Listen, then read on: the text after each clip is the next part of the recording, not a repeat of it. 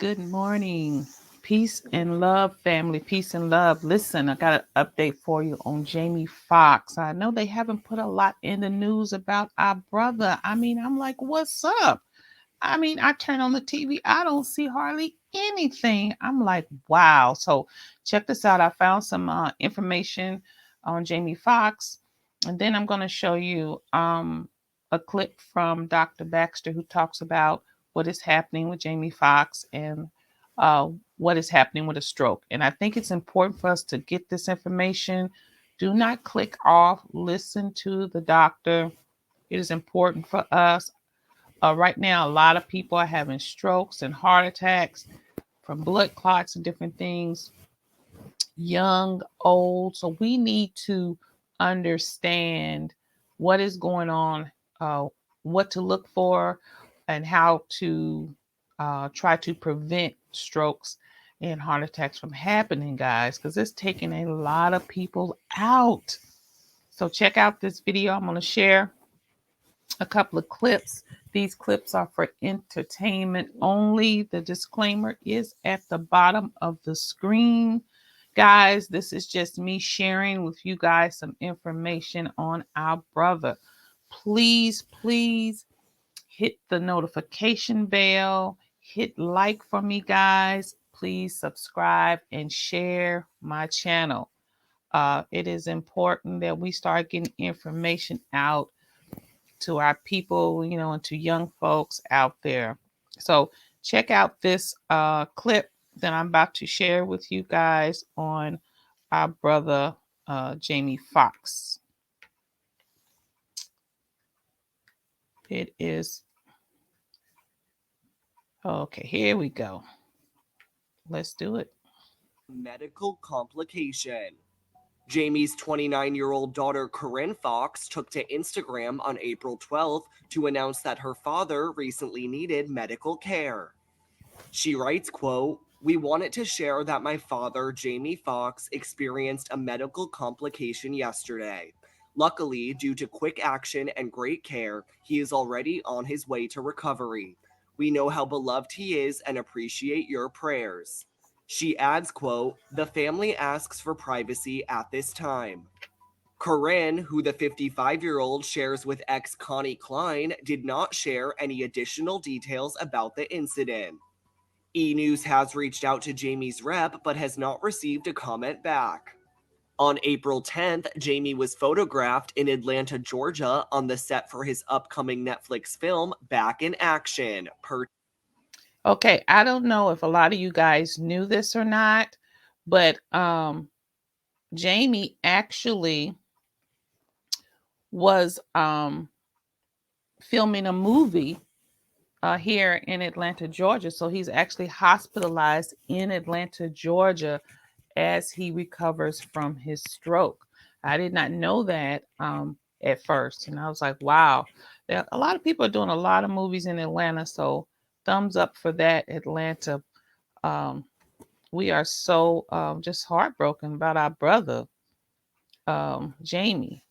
And here's a clip I'm going to share with you guys from TMZ.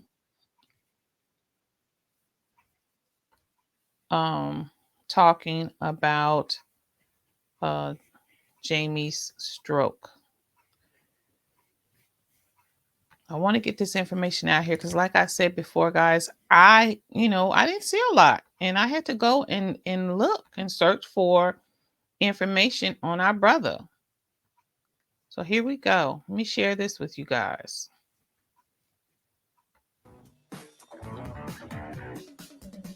So Jamie Foxx suffered a very serious medical emergency that landed him in the hospital.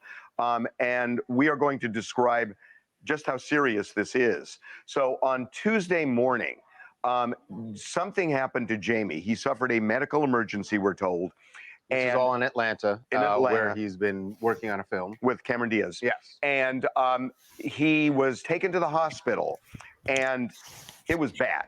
Bad enough that family members from outside of Atlanta, there were some in Atlanta, but family members from outside flew in and rushed to the hospital to be by his side. We were told by sources that know that he was able to communicate as of last night, meaning that he wasn't communicating before. Right, because as of last night, that would have been almost two full days that he'd been in the hospital. Right. And so this was really, really, really serious. And a lot of people have been very worried about this. This is, now in terms of what specifically it is, we're hearing things. We're not ready to talk about it because we're not positive about it. And we're not going to say anything unless we're positive. But we do know, we just actually put something up on the website a few minutes ago, that he's doing better. And he's actually joking with some of his family members, we're told. But doctors have not figured out exactly what happened to him, and he's going to be in for a few days while they do figure tests. that out. Right, because the last thing I want to do is let him out without knowing, especially when whatever it is that happened got him to this position in this situation. And I would obviously, wherever they were on the production of that movie, that's going to be on hold. I actually know something about that too. This is a Netflix movie he was doing. Cameron Diaz. With Cameron Diaz. We are told that he has 8 days left of filming. And so Netflix now, or they have to make, the production company needs to make a decision because, you know, to do those 8 days, you need Jamie Foxx. Yeah. And nobody knows when Jamie Foxx is going to be able to go back and do that because doctors are still trying to figure out what happened to him. So essentially, this is all on hold for now. Everything's on ice. Until Jamie, they figure out what's going on. And I mean, it's a very scary situation because like Jamie Foxx is so beloved, right? Like he's everybody's favorite in Hollywood. But when his daughter posted about the incident and she said that, you know, he's already on his road to recovery, it kind of made you feel a bit better. But we do know, because we were told that he's communicating now, which is a great sign. This was really serious. To have to say that means at one point he was. Okay, guys, I just want to share this. I mean, he had a really, really bad stroke, but thank God they are saying that Jamie is doing a lot better, which is, you know, it's great. It's a good sign because strokes are so very serious. So I'm just happy to hear that our brother is doing a lot better. I'm gonna take you now to Dr. Baxter, who talks about the stroke that or updates us on the stroke, and also talks about what a stroke can do and the effects of it. So I thought that was just important. I'm gonna share this right quick. Like I said, this is a quick update, family, for you guys. Like I said, I know that if you're like me, you were trying to figure out what was going on with our brother, and there was not a lot out there telling us a lot. So that's why I went on the hunt to find some information to share with you guys on what is going on with our brother. Okay. I'm going to pull this up right quick. Dr. Baxter Montgomery. He is a medical doctor that shared a little information with us, and I want to share it with you. Remember, guys, this is for entertainment purposes only. The disclaimer is on the screen. Okay? I know for YouTube, I have to say that. So here we go. I'm going to share Dr. Montgomery Baxter's information on our brother and the information about a stroke. Good morning, and good morning. I hope all of you are having a good start to your day. I saw my news feed an update on Jamie Foxx's recovery. Many of you, perhaps like I am, is a big Jamie Foxx fans, and you heard the unfortunate news about his medical event. It's reported to be a stroke. I'm going to share with you some information on my newsfeed. I'm sure many of you are following this. And my reason for coming on is, one, give you an update. And also, I'd like to give you my perspective. Now, reportedly, he was diagnosed with a stroke. This particular article has interviewed individuals that are very close to him. And he was taken in, initially reported to be a medical event, an emergent medical event. But subsequently, they said he actually suffered a stroke. Someone close thought he may have had a brain bleed. It's thought to be very small, but the good news is that he's recovering. And so, for all of you who are Jamie Foxx fans like I am, it's great that he's recovering. This man is a very young professional, super talent, comedian, singer, actor. I mean, it's just amazing the spectrum. Now, one thing that he said just then, y'all guys, Jamie's very young and he's in good shape. I mean, it's not like, you know, it's he's dealing with obesity. He's not exercising. This guy is in good shape and he's active and moving and this came up. So guys, it's important that we take our health seriously. If you feel something's wrong, if you're not feeling well, if because your body tells you when things happen, just like when I did the thing on pain. And if any of you did not see that short um conversation we had about pain, go back on my videos and look at that. But guys, we have to take our body serious when they are talking to us. So if your body is telling you something is going on, I want you guys to pay attention to it. Now, right here, Dr. Montgomery starts to talk about the stroke. So let's listen in. Oftentimes, sudden loss of control of bowel and bladder may be what we call a post-ictal. Ictal, in fact, being related to seizure. But if you have a stroke, you can have a seizure after a stroke.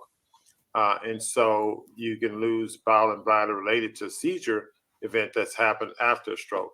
Loss of control of emotions, depending on what part of the brain that's affected, effects on the frontal lobe. You can lose effects on control of emotions, vision losses and things like that. Loss of control of other bodily functions. So a stroke, most importantly, can happen to almost anyone at any time. So when you're around someone or you notice these symptoms that come on all of a sudden, you need to seek medical attention immediately because the onset of these symptoms could represent the onset of a stroke. And if they do, minutes are very important. Seek medical attention, get to a large medical facility. Many medical facilities can treat strokes emergently and can help reverse these symptoms. So it's really important to be aware of what these symptoms are. But more important than that is to know what are the risk factors. If you understand what the risk factors are, and if you have some of these risk factors, you can probably control the risk factors and mitigate the risk factors and prevent suffering a stroke. High blood pressure is perhaps one of the leading causes or leading risk factors predisposing to stroke. If your blood pressure is constantly over 140 over 90, you want to get that checked. You want to do some things to get that blood pressure under control. A known history of heart disease. If you have structural abnormalities with your heart, an enlarged heart, thickened heart, that could be a risk factor for stroke. Many people suffer from diabetes. Diabetes is a risk factor for almost anything cardiovascular wise, and stroke is among them. If you have diabetes, you want to get that under control. I'll share a few points with you in terms of how you can do that. Smoking, just don't smoke. Smoking is a predisposition for cancer, heart attack, stroke. It's a very bad habit to have. Birth control pills. Many women take birth control pills for various reasons. Obviously, for preventing birth, but also some women take it therapeutically for. I just want to pause for a minute. I did not know. I knew that there's some risk factors with birth controls because, when I was younger, I took them. I don't take them now because I'm so much older. But I did not know that. So, guys, just know that when you're giving these birth control pills to your girls, it can cause strokes. So, you need to talk to your doctor about that because they just give them to you. They don't really talk to you about the side effects or the dangers. So make sure if this is something you're giving to your young girls that you talk about it with your doctor, the risk factors. Okay. Excess menstrual bleeding. So if you're on birth control pills, know that that's a predisposition for stroke. if you've been diagnosed with what's called a mini stroke or TIA before, that's a risk factor for stroke. That means that you have the quote unquote pathophysiology that predisposes to stroke. If you have a high red blood count, we call that polycythemia. It's a medical term. A high red blood count predisposes to a stroke because it causes sludging in the blood system. And so sludging of the blood decreases blood flow, causes stagnation, and it can create or predispose to clot formation, which again can predispose to stroke. If your cholesterol is high, that's something that can definitely predispose to a stroke because elevated cholesterol, again, is associated with plaque formation. The blood vessels, these are blood vessels in the brain, heart, or any other part of the body. Vascular disease or blood vessel damage in the brain predisposed to stroke. And so that's clearly something that you want to be aware of. And of course, lack of exercise. Many people work long jobs, they're sedentary. Getting out for a walk 30 minutes or more per day, 4 to 5 times a day, is very, very helpful in terms of improving your mobility. Obesity is another problem. You know, many individuals are obese, overweight, and obese. There's a high percentage of obesity here in the United States. And just the other day, I did a talk about weight loss and weight control and how nutrition, optimal nutrition, is really an effective way. So eating healthily, optimal nutrition, plant-based diet, minimal processed foods, and exercising regularly can work against obesity, of course, work against the lack of exercise. It also works against diabetes, also works against high blood pressure. So just by eating a healthy diet, a healthy plant-based diet, as I often recommend, exercising on a regular basis. Is he talking to me, guys? I mean, I think he's talking to me. I am that person. I need to exercise more and I need to watch what I eat. Like most of us, we're busy. We grab stuff, something here and something there. And we just don't realize, guys, how that can affect us and how it is affecting us. Um, so just be mindful of that, guys. Let's try to stay healthy. Um, let's not look at it just as weight loss, because a lot of times when we think about weight loss and dieting, we do the opposite. Let's just think about getting ourselves healthy so that we can try to prevent some of these things that will attack our bodies if we continue not to do the right thing. It's just like a car.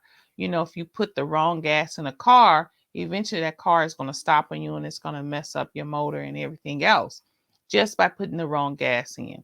So that's the thing with our bodies. When we put the wrong food in, then our bodies start to act up on us. And I am guilty of that. And I am trying my best to do better. So let's just be mindful, fam, of that. Can actually suppress all of these risk factors for stroke. Excess alcohol use. Again, excess alcohol use works by a number of different mechanisms. One, it could be a direct toxin to the heart, so it can weaken the heart in and of itself. Also, excess alcohol use can cause arrhythmias. Now, I should lump in excess caffeine use with this. So I should say excess alcohol and caffeine use. Many people drink these energy drinks. These energy drinks are loaded with caffeine, and they can predispose to cardiac arrhythmias. Many people often complain of, palpitations or skipping heartbeats when they drink a lot of caffeine or consume alcohol. There's a condition known as holiday heart syndrome, where individuals who will present to an emergency room or a doctor's office and atrial fibrillation after a weekend of binge drinking. And these things can lead to electrolyte abnormalities, as I said, direct cardiac toxicity, and also can affect the electrical system directly. So excess alcohol, excess consumption of caffeinated beverages, energy drinks, or the like can predispose to arrhythmias. And again, this puts you at risk for a stroke. Illegal drugs are always bad. And again, crack cocaine comes to mind. It can have a direct increase in adrenaline, which can increase blood pressure. It can also have a direct effect and indirect effect on vascular injury. We see lots of individuals who come to the emergency room certainly back in the day in my training, who would come in with crack cocaine strokes or crack cocaine heart attacks. So these individuals can be illegal drugs, I should say, can predispose to stroke or heart attack. Abnormal heart rhythm, I alluded to that earlier, but if you have a history of abnormal heart rhythm, particularly atrial fibrillation predisposes to the cause of stroke, and it's something that you definitely want to look at. Now, this is something, guys, that I deal with. I have an abnormal heart rhythmia that I deal with. Mine is not, I have to go every year to the cardiologist. They have to do all the tests. So far, it's under control. But at any time, it could uh, cause a problem. So I have to be aware of that. That's why I tell you guys we have to try to do better, because you just never know. These bodies, honey, are fragile. So just be mindful. If you do feel like your heart is jumping or fluttering, that's what uh, I have a lot of fluttering. Um, my heart seems to skip sometimes. Um, it feels funny, maybe. Go to your doctor and have that checked out. I also have low blood pressure. So go to your doctor, check it out, make sure that there's nothing going on that you're not aware of. Just don't, blow it off. Those flutters in your heart and those little skips and arrhythmia things, that's your heart telling you that something's not flowing right, something's not pumping right. So go check that out, guys. Make sure, guys, do not ignore your body. And I'll talk about some of these causes and show you some images shortly. But atrial fibrillation is one of those things that predisposes to stroke formation, and it's certainly something that you want to be aware of. So if you have this diagnosis, you need to be under the care of a cardiologist. We frequently treat patients with medications to control the heart rate in the event you go into an atrial fibrillation episode. And we also have you on an anticoagulant to prevent clot formation. Cardiac structural abnormalities predisposed to if you have heart failure or dilated heart or enlarged heart of some type, thickened heart, that can be a predisposition for stroke. Older age, the older we get, the more likely we have these other risk factors. So if you're not taking care of yourself, over time you're building up, or I should say, you're breaking down your body, you're breaking down your cardiovascular system, you're breaking down your heart. So older age by itself, should not be a risk factor, but because many people, over time abuse their bodies, as they get older, the body's more abused, and so you're more predisposed to these cardiac events, i.e., stroke. More Black Americans have stroke than others because we tend to have more high blood pressure, and high blood pressure is definitely a risk factor for stroke. Gender, more men than women have stroke. Women tend to die more, but more men. And of course, a history of a prior stroke. If you had a stroke before, that means you can have one again. So having stroke is something that we, are predisposed to. Okay, guys, I just wanted to share that little tidbit with you guys as I update you on our brother Jamie Foxx. Guys, it's important that we most definitely take care of ourselves. It's important that we listen to our bodies. It's just so serious. Like I said, brother Jamie was in good shape and young and active and moving. And so, we have to just be mindful, guys, and watch ourselves. I want to say that we're sending prayers up for our brother Jamie and his family. Um, that everything turns out well. He gets his health and strength back, um, and that his family is able to stay strong through all of this. All right, guys, that's the update for the day. Please subscribe, hit the like button on this video. Please hit the notification so when I come on with info, you got it right then, guys. Okay, we're doing a live tonight. It is Tuesday. It is April. What's the day, y'all? April what? I have to look at my phone. April 25th. We're going to do a live tonight on the origin of the Bible. This is going to be good. This is good stuff, guys. We're going back historically and find out how the Bible was put together. So please tune in live tonight on my YouTube to see what we got to say. I'm going to bring in some guests for you guys. It's going to be a great show. All right, guys. Y'all have a wonderful, wonderful, wonderful day. Peace to you. And I will be back with you guys tonight live.